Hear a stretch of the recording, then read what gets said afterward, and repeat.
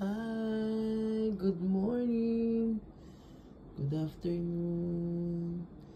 Ready to eat muna tayo. Bento ang peg. Sarap niya guys. Hotate. May itlog. Tsaka ano yan? Tempura. Tebasaki. Ito para kay Kumika. Favorite niya yan. Ano ba daw? Talab. Kaki. Favorite ni Kumika. Yan. Kakain na ako ng tanghalian.